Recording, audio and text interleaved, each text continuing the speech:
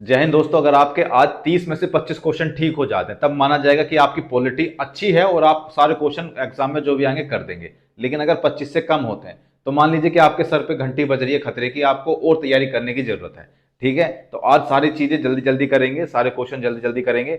आप मुझे बताइएगा कि आपके कितने क्वेश्चन ठीक हो रहे हैं, अपना आकलन खुद कीजिए। ठीक है, तो चलिए शुरू करते हैं। सबसे पहला क्वेश्चन हम देखते हैं। क्वेश्चन है कि अनुच्छेद 13(2) के अनुसार, कितने के? 13(2) के अनुसार, 13(2) के अनुसार कोई भी कानून जो मूल अधिकारों का उल्लंघन करता है वो शून्य माना जाएगा, या अमान्य भाग शून्य होगा, या न्यायालय द्वारा परीक्षण के बाद शून्य होगा, स्वतः प्रभावी हो जाएगा। इसका जो सही आंसर है, देखिए, अगर कोई भी मौलिक अधिकार, कोई भी कानून है और मौलिक अधिकार का उल्लंघन करता है तो सबसे पहले उसका परीक्षण होगा। कौन? न्यायालय उसका परीक्षण करेगा, क्या सच में ये कानून मौलिक अधिकारों का उल्लंघन करता है। फिर उसके बाद उसको शून्य माना जाएगा। ठीक है, तो इसका जो आंसर होगा वो ऑप्शन नंबर सी होगा। तो देखते हैं कि डॉक्ट्राइन ऑफ एक्लिप्स किस अधिकार से संबंधित है। देखिए, डॉक्ट्राइन ऑफ एक्लिप्स क्या होता है, पहले तो ये समझ लीजिए। इसका मतलब होता है आच्छादन का सिद्धांत। क्या होता है? आच्छादन का सिद्धांत। आच्छादन का सिद्धांत अनुच्छेद 13(1) पढ़ना आप। कौन सा पढ़ना? अनुच्छेद 13(1). उसके अनुसार क्या बताया गया है? अनुच्छेद 13(1) में बताया गया है कि अगर कोई भी कानून ऐसा बना दिया जाता है कि उसका वो मौलिक अधिकारों का उल्लंघन करता है तो फिर उसको वो परमानेंट तरीके से खत्म नहीं होता, वो कुछ समय के लिए निष्क्रिय हो जाता है। और जब उसकी वो प्रॉब्लम खत्म हो जाती है, उसको सुधार लिया जाता है, वो फिर से एक्टिव हो जाता है। तो इसका यही मतलब होता है आच्छादन के सिद्धांत से। तो इसका किससे संबंधित है? किससे संबंधित है? मौलिक अधिकार से। किससे संबंधित है? मौलिक अधिकार से। समझ में आया आच्छादन का सिद्धांत क्या होता है? ये आपका हिंदी में भी आ सकता है। आच्छादन का सिद्धांत जब आपके एग्जाम में आएगा तो ये हिंदी में ही आएगा, आच्छादन का सिद्धांत क्या होता है। ठीक है, ये किससे संबंधित है। नेक्स्ट क्वेश्चन देखते हैं कि कानून का शासन, रूल ऑफ लॉ का सिद्धांत कहां से लिया गया है। कानून का शासन मतलब कानून सबसे बड़ा है हमारे देश में। ये इसका जो सिद्धांत है वो कहां से लिया गया है? अमेरिका से, ब्रिटेन से, आयरलैंड से, कनाडा से। इसका लॉजिक अगर लगाएंगे तो हमें पता चलेगा कि ब्रिटेन से लिया गया है, क्योंकि जब हमारा देश गुलाम था तो कानून का शासन सबसे ऊपर था, तो इसी को देखते हुए यहीं से लिया गया है। नेक्स्ट क्वेश्चन है कि मूल संरचना सिद्धांत को संविधान में किस आधार पर मान्यता मिली। देखिए, मूल संरचना सिद्धांत, इसका मतलब क्या होता है? मूल संरचना सिद्धांत का मतलब ये होता है कि अगर हम कोई भी चीज संशोधित कर रहे हैं अपने संविधान में तो उसकी जो मूल ढांचा है, क्या है? मूल ढांचा, वो चेंज नहीं होगा। क्या नहीं होगा बच्चा? इसका जो मूल ढांचा है बाबू, वो चेंज नहीं होगा।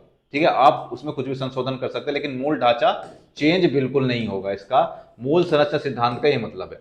अब क्या हुआ था कि 1973 में एक फेमस केस हुआ था। आप लोगों को पता होना चाहिए कौन सा था। तो 1973 में एक फेमस केस हुआ था, केशवानंद भारती। कौन सा हुआ था? केशवानंद भारती। केशवानंद भारती जो केस हुआ था, उस केस में सुप्रीम कोर्ट ने ये कहा था कि भाई इसका जो मूल ढांचा है वो चेंज नहीं होना चाहिए। यानी कि ये चीज किस आधार पर मान्यता मिली? ये न्यायिक व्याख्या के आधार पर मान्यता मिली, क्योंकि जो न्यायालय है उन्होंने इसकी व्याख्या की थी। तो इसीलिए इसका जो सही आंसर होगा वो ऑप्शन नंबर 3 होगा। नेक्स्ट क्वेश्चन देखते हैं कि भारतीय संविधान का कौन सा अनुच्छेद, भारतीय संविधान कौन सा अनुच्छेद संसद को राज्य के पुनर्गठन की शक्ति देता है। ये अनुच्छेद तो याद ही होगा आपको, अगर नहीं है तो ये जरूर याद कर लेना, इंपॉर्टेंट है, ये भी आ सकता है। ठीक है, अनुच्छेद अनुच्छेद 4। इसका कौन सा ऑप्शन होगा? अनुच्छेद 4। ठीक है, option number C. Next question देखते हैं। नेक्स्ट है कि प्रधानमंत्री की नियुक्ति संविधान का कौन सा अनुच्छेद करता है। ये तो सबको पता होगा। कमेंट बॉक्स में लिखिए, कमेंट बॉक्स में जरूर लिखिए इसका आंसर क्या होगा। तो बहुत छोटा सा क्वेश्चन है। देखिए, यूपीएससी अगर पास करना है छोटे मोटे क्वेश्चन तो हवा में उड़ जाने चाहिए कि इसका कौन सा होगा। ये अनुच्छेद, सॉरी, ये अनुच्छेद 75 होगा। क्या होगा? अनुच्छेद 75 होगा। नेक्स्ट क्वेश्चन देखते हैं कि संविधान सभा स्थायी नहीं थी क्योंकि यह जनता द्वारा निर्वाचित नहीं थी, यह सीमित अधिकारों वाली थी। भाई, जो संविधान सभा थी हमारी वो स्थायी नहीं थी। क्यों नहीं थी? क्यों स्थायी नहीं थी? ये जनता द्वारा निर्वाचित नहीं थी। ठीक है, जनता ने वोट नहीं डाले उनको निर्वाचित करने के लिए। ठीक है, जनता ने वोट नहीं डाले थे कि भाई आप जाइए संविधान सभा में हमारी तरफ से। यह सीमित अधिकारों वाले थे, बिल्कुल सीमित अधिकार थे आपके पास। उस टाइम पे हम गुलाम थे किसके? ब्रिटिश के। तो हमारे पास सीमित अधिकार थे, इसे ब्रिटिश कानून ने बनाया था। जो कैबिनेट मिशन आया था उसने तो बनाया था, जो कैबिनेट मिशन आया था उन्होंने तो संविधान सभा का गठन गठन किया था। तो इसमें इसका जो आंसर होगा वो क्या होगा? उपरोक्त सभी। ये स्थायी नहीं थी क्योंकि ये सारे कारण थे इसके।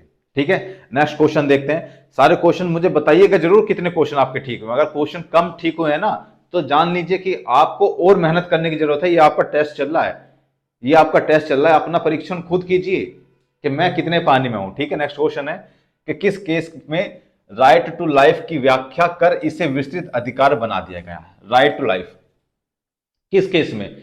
केशवानंद भारती में, मेनका गांधी में, अशोक कुमार ठाकुर में या शाहबानो में? देखिए, ये इसका जो सही आंसर है वो है मेनका गांधी में। ठीक है, इन्होंने क्या कहा कि right to life, Supreme Court ने कहा कि राइट टू लाइफ मतलब जीने का अधिकार केवल ऐसा नहीं है कि हम केवल अपनी जो क्या बोलते हैं उसको, अरे यार उसको नहीं, क्या बोलते हैं यार, अरे यार, अरे क्या बोलते हैं उसको, देखो माइंड से स्लिप हो जाता है ऐसी ऐसी चीजें। अपना अस्तित्व, इतना भारी भरकम तो वर्ड है यार।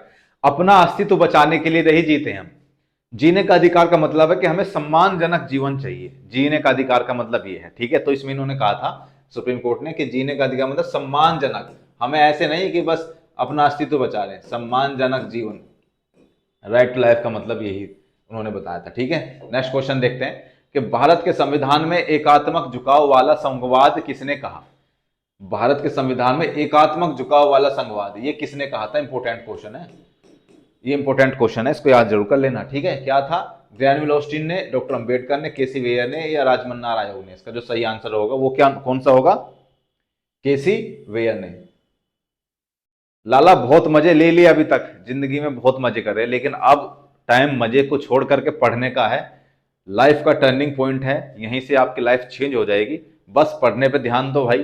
3-4 महीने और बचे, ज्यादा समय थोड़ी है। अपने आप को बंद कर लो यार किसी कमरे में, 3-4 महीने हैं, ये 3-4 महीने ही आपको नैया पार लगा देंगे आपकी, आपको पूरे कुछ करने की जरूरत नहीं होगी। फिर किस अनुच्छेद के तहत राज्यसभा ऑल इंडिया सर्विस बना सकती है? ये तो सबको पता होगा, कौन से अनुच्छेद के तहत बना सकती है राज्यसभा ऑल इंडिया सर्विस? जैसे जैसे अपने होते हैं आईएएस, आईपीएस, आईएफएस, तो इसी तरीके से और कोई अगर हमें सर्विस बनानी है, राज्यसभा सर्विस बनाती है, तो किस अनुच्छेद के तहत बना सकती है? तो अनुच्छेद होगा 312। कौन सा होगा? 312। ठीक है लाला, कौन सा होगा? 312। याद करते जाना और बता, चीटिंग नहीं चाहिए, चीटिंग नहीं चाहिए कि नहीं नहीं गलत भी होगा तो भी इसको सही मान लिया। अपना परीक्षण खुद करो, आप कितने पानी में है, दूसरों से क्या झूठ बोलना है यार। अपना परीक्षण खुद करके अपने आप को बताओ कि तू कितने पानी में है और तुझे कितनी अभी और मेहनत करने की जरूरत है। समझ में आ रही है? अपना परीक्षण खुद करो, बार बार ये बात बोल लो मैं। पीआईएल, पीआईएल, पीआईएल, पीआईएल का पहला केस माना जाता है कौन सा? मेनका गांधी या हुसैन आरा खातून या गोलकनाथ या केशवानंद भारती? पीआईएल का पहला केस किसे माना जाता है? सबको पता है किसको माना जाता है? हुसैन आरा खातून को। ठीक है, हुसैन आरा खातून को। नेक्स्ट क्वेश्चन देखते हैं कि भारतीय झंडे में लंबाई चौड़ाई का अनुपात क्या होता है? बहुत लोगों को नहीं पता है इसका अनुपात, बहुत लोगों को नहीं पता है। बताइए क्या इसका अनुपात होता है? कमेंट बॉक्स में जरूर बताइएगा, कमेंट बॉक्स में जरूर बताइएगा। मैं तो बता दूंगा यार, आप लोग कितना बता पा रहे हैं वो चीजें देखनी है ना मुझे। एग्जाम तो आप लोगों को देना है, हमें थोड़ी देना है। ठीक है, नेक्स्ट क्वेश्चन देखते हैं। नेक्स्ट क्वेश्चन देखते हैं, भारत का उपराष्ट्रपति राष्ट्रपति द्वारा मनोनीत किया जाता है या फिर राज्यसभा सदस्यों द्वारा चुना जाता है या संसद के दोनों सदनों के सदस्यों के निर्वाचक मंडल के सदस्यों द्वारा चुना जाता है? इनमें से कोई नहीं। बताइए कौन सा इसका आंसर ठीक होगा? बिल्कुल ठीक ठीक बताइए, इसका आंसर क्या होगा? क्या राष्ट्रपति द्वारा मनोनीत किया जाता है क्या? नहीं, ये तो गलत है। राज्यसभा सदस्य द्वारा चुना जाता है, ये भी गलत है, ये भी गलत है। संसद के दोनों सदनों के सदस्यों के निर्वाचक मंडल के सदस्यों द्वारा चुना जाता है। ये क्वेश्चन, ये आंसर इसका ठीक है, ऑप्शन नंबर सी। ठीक है, नेक्स्ट क्वेश्चन देखते हैं। नेक्स्ट क्वेश्चन है कि भारत का प्रधानमंत्री अपनी सरकार के खिलाफ अविश्वास प्रस्ताव की वोटिंग में भाग नहीं ले सकता यदि, यदि देखना इसमें लिखा यदि, इसको मिटा दो कभी तुम्हें ना दिखे यार। यदि वह गठबंधन सरकार चला रहा हो या उसका राज्यसभा में अल्पमत हो या वह राज्यसभा का सदस्य हो या स्पीकर द्वारा उसे वोट करने से मना कर दिया गया हो। ये रटने वाले क्वेश्चन नहीं है, ये रटने वाले क्वेश्चन नहीं है, ये समझने वाले क्वेश्चन है। जब तक समझोगे नहीं, दिमाग लगाओगे नहीं, तब तक ऐसे क्वेश्चन होंगे नहीं। रटने वाले क्वेश्चन कौन से होते हैं? अनुच्छेद वाले, संविधान संशोधन वाले और बहुत सारी चीज। लेकिन ये रटने वाली चीज नहीं है, दिमाग लगाने वाली चीज है कि प्रस्ताव वोटिंग में भाग नहीं ले सकता। देखो, अविश्वास प्रस्ताव कहां होता है? मुझे एक बार बताओ पहले, अविश्वास प्रस्ताव कहां रखा जाता है? ये रखा जाता है लोकसभा में। कहां रखा जाता है? लोकसभा में। कहां रखा जाता है? लोकसभा में। अब मुझे एक बात बताओ, अगर आपका जो प्रधानमंत्री है वो राज्यसभा से आता है, वो कहां से आते हैं? वो राज्यसभा के सदस्य हैं। कहां से? राज्यसभा के सदस्य हैं। तो उनकी जो वो जो वोटिंग करेंगे कहां करेंगे? वो राज्यसभा में तो करेंगे। कहां करेंगे? वो राज्यसभा में तो करेंगे। तो अगर वो राज्यसभा के सदस्य हों तब वो वोटिंग नहीं कर सकते, क्योंकि वो वोटिंग तो कहाँ हो रही है, हमारी लोकसभा में हो रही है। तो इसका जो सही आंसर वो क्या होगा, वह राज्यसभा का सदस्य हो। अगर वह राज्यसभा का सदस्य हो तो वो अपने अविश्वास प्रस्ताव में वोटिंग नहीं कर सकते हैं। ठीक है, नेक्स्ट क्वेश्चन, क्यों नहीं कर सकते हैं, समझ में आई, क्यों नहीं कर सकते हैं, ये बात समझ आई। भारतीय सरकार द्वारा करों और अन्य प्राप्तियों से प्राप्त राजस्व किसमें रखा जाता है, बताइए। भारतीय संचित निधि में, इनमें से कौन सा आंसर ठीक है, बताइए। भारतीय संचित निधि में, भारतीय आकस्मिक निधि में, भारतीय सार्वजनिक खाते में, भारतीय रिजर्व बैंक में। ये भी अच्छा क्वेश्चन है, ये आपके इकोनॉमिक्स में भी आता है, ये आपके पॉलिटी में भी आता है। ठीक है, बताइए इसका कौन आंसर क्या है।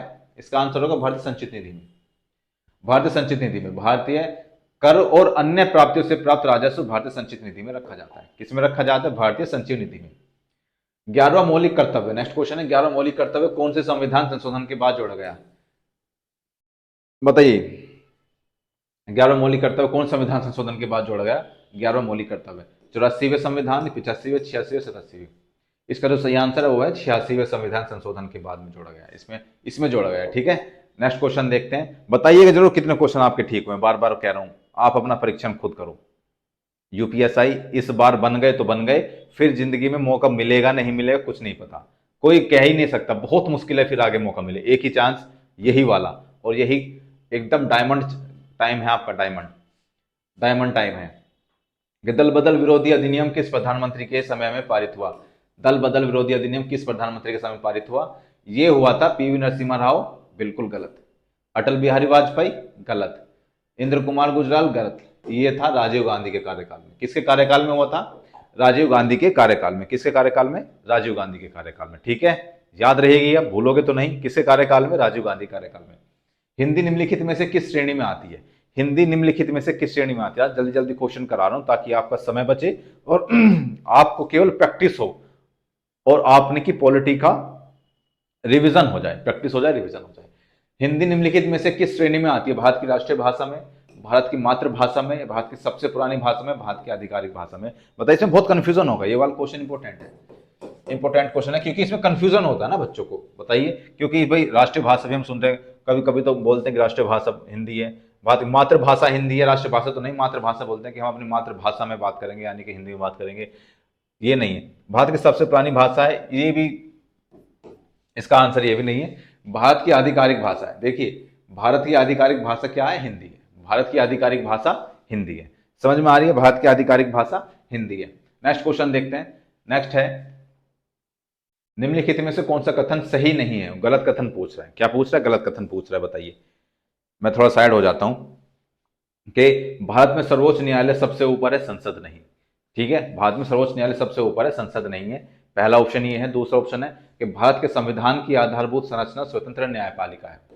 कौन सा क्वेश्चन सही नहीं है, गलत पूछ रहा है वो, ये तो बिल्कुल ठीक है ना भाई, भारत का सर्वोच्च न्यायालय सबसे ऊपर है, संसद से भी ऊपर सर्वोच्च न्यायालय है। ठीक है, संसद से भी ऊपर सर्वोच्च न्यायालय है। ठीक है, भारत के संविधान की आधारभूत संरचना स्वतंत्र न्यायपालिका है, ये भी बिल्कुल ठीक है, स्वतंत्र न्यायपालिका तो है ही। भारतीय संविधान के निर्माताओं ने संशोधन के संदर्भ में कठोरता और लचीलापन के बीच संतुलन बनाए रखा है, बिल्कुल। अगर संविधान संशोधन हो रहा है तो कुछ चीजें ऐसी भी हैं जो बहुत कठोर तरीके से हैं, कुछ लचीली भी हैं जिसमें हम संविधान संशोधन इजीली कर सकते हैं, तो ये कथन सभी सही है। क्या है, सभी सही है, इसका जो आंसर होगा वो होगा, क्या होगा, डी होगा। ठीक है, नेक्स्ट क्वेश्चन है कि 108वां संविधान संशोधन किससे संबंधित है। देखो बहुत सारी चीजें, मैं वो चीजें लेकर के आता हूं जो रटने वाली चीजें नहीं, आजकल जो बोर्ड है ना वो रटने वाली चीजें नहीं पूछते हैं, वो पूछते हैं कि आप अपने दिमाग से लॉजिक लगाओ और पता करो कि इसका आंसर क्या है। बहुत सारी चीजों की संकलित करके, बहुत सारी इंफॉर्मेशन को संकलित करके जब आप उसका आंसर लगा पाओगे, ऐसे क्वेश्चन देते हैं, और ऐसे क्वेश्चन ही मैं यहां लेकर के आता हूं। रटने वाले क्वेश्चन तो आप कहीं से भी रट सकते हैं, पूरी किताब रटने के लिए रखिए, खूब रटो, कोई दिक्कत नहीं है, लेकिन ये क्वेश्चन ऐसे हैं जिसमें आपको अपना दिमाग लगाना ही पड़ता है। 108वां संविधान संशोधन किससे संबंधित है, अनुसूचित जातियों की सूची में राजस्थान के गुर्जर समुदाय को शामिल करना है इसका, या फिर गिरफ्तारी के तहत व्यक्तियों के अधिकारों को संरक्षण करना है, या संसद और राज्य विधानसभा में महिलाओं के लिए 1/3 आरक्षण प्रदान करना है। इसका सही आंसर सी है, कौन सा है, सी। संसद और राज्य विधानसभा में महिलाओं के लिए 1/3 आरक्षण प्रदान करना 108वें संविधान संशोधन इससे संबंधित है। ठीक है, अब कह रहा हूं कि निम्नलिखित में से कौन सा भाग में केवल एक अनुच्छेद है, केवल एक ही अनुच्छेद है, कौन से भाग में बताओ? भाग 20 में। किसमें? भाग 20 में केवल एक अनुच्छेद है। ठीक है, क्या है? एक अनुच्छेद है, वो कौन सा है? 368। अनुच्छेद 368, इसके अनुसार क्या होता है? संशोधन, संविधान संशोधन 368 में होता है। किसमें होता है? 368 में होता है। ठीक है, समझ आया? भाग 20 में केवल एक अनुच्छेद है, 368। नेक्स्ट क्वेश्चन देखते हैं। नेक्स्ट क्वेश्चन है कि भारत में बजट प्रक्रिया पर निम्नलिखित कदमों पर ध्यान दीजिए। बजट प्रक्रिया पे देखो, ये चार ऑप्शन है आपके, इन चारों को आपको क्रम वाइज लगाना है, उसका सही आंसर देना है कि कौन सा क्रम आपका इसमें सटीक बैठता है। इसमें हो सकता है कि आपको थोड़ी सी प्रॉब्लम आ रही हो देखने में, क्योंकि ये थोड़ा छोटा है, इसका फॉन्ट सही से मुझे लगा नहीं बना पाए हैं वो लोग बनाने वाले। और चलिए खैर कोई बात नहीं, थोड़ा एडजस्ट कर लीजिए कि भारत में बजट प्रक्रिया पर निम्नलिखित कदमों पर ध्यान दीजिए, इसका आपको करना है। देखिए, सबसे पहले इसमें क्या होता है कि सदन में बजट पेश किया जाता है। ठीक है, क्या होता है? सबसे पहले सदन में बजट पेश किया जाता है। ठीक है, बजट पेश हो गया, फिर उसके बाद क्या होगा? लोकसभा में कटौती प्रस्ताव लाया जाता। नहीं, ये तो बाद की बात है। फिर होता है बजट के व्यापक रूप से अंतर्निहित सिद्धांतों नीतियों पर चर्चा की जाती है। फिर उस पर क्या की जाती है? चर्चा की जाती है, यानी कि पहला ये होगा, दूसरा ये होगा, फिर उस पर क्या किया जाता है? चर्चा किया जाता है। फिर क्या होगा कि रेलवे समेत विभिन्न मंत्रालयों और विभागों के अनुदान की मांग संबंधित स्थायी समितियों द्वारा विचार की जाती है। ठीक है, फिर उसके बाद सारी चीजें ये होंगी। फिर उसके बाद कटौती प्रस्ताव होता है। फिर उसके बाद कटौती प्रस्ताव होता है। तो इसका जो सही आंसर होगा वो होगा 4213, यानी कि ऑप्शन नंबर सी। क्या होगा? Option number C. समझ आ रही है बातें? ये इसी तरीके के तो क्वेश्चन आते हैं जिसमें आपको अपना दिमाग लगाना पड़े, लॉजिक कुछ लगाना पड़े, रटी रटाई चीजें ना आपके। बस मेरा प्रयास यही रहता है कि आप अपना दिमाग लगाएं उन क्वेश्चन को सोल्व करने के लिए। ठीक है, बाकी रटने वाली चीज तो आप रट ही रहे हैं, उसमें तो कोई दिक्कत ही नहीं है। एक बिल जो निम्नलिखित में से किसके अर्थ और दायरे को प्रभावित करता है, संसद में केवल भारत के राष्ट्रपति की सिफारिश पर पेश किया जा सकता है। एक बार फिर से पढ़िए क्वेश्चन को, क्वेश्चन को एक बार फिर से पढ़िए। एक बिल जो निम्नलिखित में से किसके अर्थ और दायरे को प्रभावित करता है, संसद में केवल भारत के राष्ट्रपति की सिफारिश पर पेश किया जा सकता है। भारत के राष्ट्रपति की सिफारिश पर केवल पेश किया जा सकता है एक बिल, और वो है कृषि आय पर कर। अगर हमें कृषि आय पर कर लगाना है तो उसका बिल राष्ट्रपति की सिफारिश पर पेश किया जाए। निम्नलिखित में से कौन सा संविधान संशोधन विधेयक नागरिकों को सहकारी समितियों का गठन करने का अधिकार प्रदान करता है? ठीक है, सहकारी समितियों को गठन करने का अधिकार प्रदान करता है। और इसमें कौन सा अनुच्छेद होगा? आपने तो बहुत सारे अनुच्छेद याद कर रखे हैं, सब लोगों ने बताई कौन सा अनुच्छेद होगा। इसका अनुच्छेद होगा 111। क्या होगा? अनुच्छेद 111 इसका राइट आंसर होगा। कितने क्वेश्चन ठीक हुए हैं अभी तक? 25वां क्वेश्चन चल रहा है कि निम्नलिखित में से कौन सा अधिकार न्यायीन रूप से लागू किया जा सकता है? संघ बनाने की स्वतंत्रता, मतलब न्यायालय उसको लागू करवा सकता है। समझ में आया क्वेश्चन? संघ बनाने की स्वतंत्रता, या फिर किसी भी पेशे का पालन करने की स्वतंत्रता, या फिर समान कार्य के लिए समान वेतन। देखिए, इसका जो सही आंसर होगा ना, देखिए इसमें समान कार्य के लिए समान वेतन, क्या ये न्यायालय से लागू किया जा सकता है? क्या ये न्यायालय से लागू कराया जा सकता है? बिल्कुल भी नहीं, नहीं कराया जा सकता, क्योंकि ये क्या है? ये क्या है? राज्य का नीति निर्देशक सिद्धांत है। ठीक है, राज्य का नीति निर्देशक तत्व है कि न्यायालय से समान कार्य समान वेतन, इसको हम लागू नहीं करवा सकते। ठीक है, इसको लागू हम नहीं करवा सकते। अब बात आए संघ बनाने की स्वतंत्रता, भाई ये मौलिक अधिकार में आता है और इसको हम बिल्कुल लागू करवा सकते हैं। अगर हमारे मौलिक अधिकार को हनन हो रहा है तो हम सुप्रीम कोर्ट में जा सकते हैं सीधा सीधा। तो ये संघ बनाने की स्वतंत्रता, ये हमारा मौलिक अधिकार है, इसका राइट आंसर है। किसी भी पेशे का पालन करने की स्वतंत्रता, हम कोई भी पेशा अपना सकते हैं, ये हमारा राइट है, ये हमारा अधिकार है, तो हम जा सकते हैं बिल्कुल, हम न्यायालय से इसको पारित करवा सकते हैं। तो इसका जो सही आंसर होगा 1 और 2 होगा। क्या होगा? 1 और 2। समझ में आ रही है? क्यों? क्योंकि ये क्या है? ये क्या है? नीति निर्देशक तत्व है। ठीक है, नीति निर्देशक तत्व है, और वो क्या है? ये हैं हमारे अधिकार।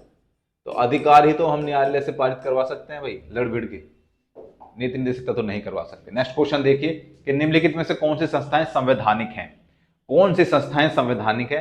राष्ट्रीय अनुसूचित, दिख रहा है ना, राष्ट्रीय अनुसूचित जाति आयोग, राष्ट्रीय अनुसूचित जनजाति आयोग, या फिर राष्ट्रीय अल्पसंख्यक शैक्षणिक संस्थान आयोग। बताइए इसका आंसर क्या है, इसका आंसर बताइए। जो संवैधानिक हो, देखिए राष्ट्रीय अनुसूचित जाति आयोग बिल्कुल संवैधानिक है, राष्ट्रीय अनुसूचित बिल्कुल संवैधानिक है, ठीक है। ये संवैधानिक नहीं है, ये संवैधानिक नहीं है, तो इसका पहला और दूसरा, इसका आंसर हो जाएगा ए। मैं जल्दी जल्दी इसलिए करा रहा हूं ताकि आपका समय खराब ना हो और बहुत जल्दी से आप सब लोग इसका रिवीजन कर लें तुरंत। पॉलिटी का, हिस्ट्री के भी कुछ दिन बाद क्वेश्चन आपके इसी तरीके से आने वाले हैं, हिस्ट्री के भी क्वेश्चन आएंगे, ठीक है। नेक्स्ट क्वेश्चन देखते हैं कि कौन सा विवाद सुप्रीम कोर्ट के मूल क्षेत्राधिकारों में नहीं आता। कौन सा विवाद ऐसा है जो सुप्रीम कोर्ट के क्षेत्र में नहीं आता भैया? कौन सा विवाद ऐसा? केंद्र राज्य विवाद है, बिल्कुल आ सकता है, इसमें कोई दिक्कत नहीं है। राज्य राज्य का विवाद है, उसका भी समझौता यही कराते हैं, समझ में आ रही है? राज्य राज्य का विवाद में भी, राष्ट्रपति चुनाव में वो भी करा सकते हैं। अंतर्राज्य जल विवाद ये नहीं हो सकता।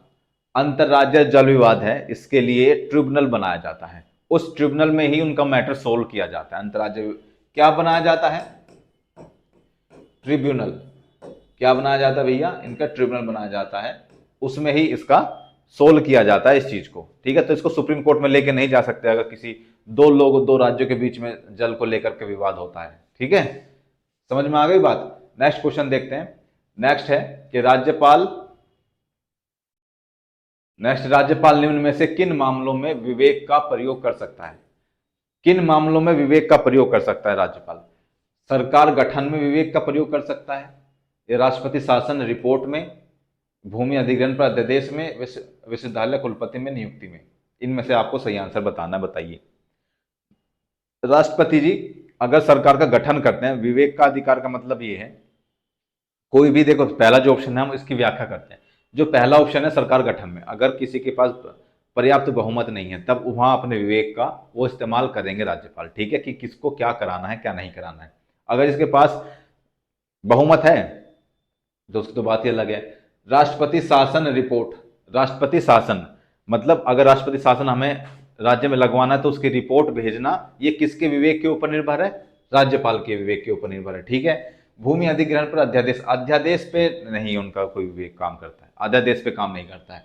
विश्वविद्यालय कुलपति नियुक्ति, हाँ बिल्कुल, किसको कुलपति बनाना है उनके विवेक के ऊपर निर्भर करता है, ठीक है। तो क्या हो गया 1, 2 एंड 3? क्या होगा 1, 2 and 3? Sorry 1, 2 and 4, 1, 2 and 4, 1, 2 and 4, इसका जो सही आंसर होगा 1, 2 एंड 4 होगा। क्या होगा? 1, 2 एंड 4, सी होगा। इसका आंसर क्या होगा? सी होगा, ठीक है। नेक्स्ट क्वेश्चन देखते हैं। नेक्स्ट क्वेश्चन है कि स्पीकर का निर्णय कि कोई बिल मनी बिल है समीक्षा योग्य है। कोई बिल मनी बिल है कि नहीं है, ये तो आपने बहुत रटा होगा कि मनी बिल अध्यादेश कहाँ पारित किया जाता है लोकसभा में, राज्यसभा में उसको रखा नहीं जाता, केवल 14 दिन तक रखा जाता है, फिर उसके बाद उसको मान लिया जाता है, पारित मान लिया जाता है मनी बिल, ठीक है। किस अनुच्छेद में, ये भी आपको पता होगा। लेकिन कि क्या वो, अगर जो ये है स्पीकर जो है, स्पीकर महोदय का निर्णय, उन्होंने कह दिया कि भाई मनी बिल है, ये ठीक है, तो क्या वो समीक्षा योग्य? किसी ने आपत्ति उठा दी कि भाई मनी बिल नहीं है, सुप्रीम कोर्ट में चले गए, तो समीक्षा योग्य है कि नहीं? सुप्रीम कोर्ट द्वारा समीक्षा की जाएगी उसकी, या फिर संसद द्वारा समीक्षा की जाएगी, या राष्ट्रपति द्वारा समीक्षा की जाएगी, या किसी के द्वारा समीक्षा नहीं की जाएगी? जो मनी बिल घोषित हो गया वो हो गया, ऐसा नहीं है। उसकी समीक्षा की जा सकती है, किसके द्वारा?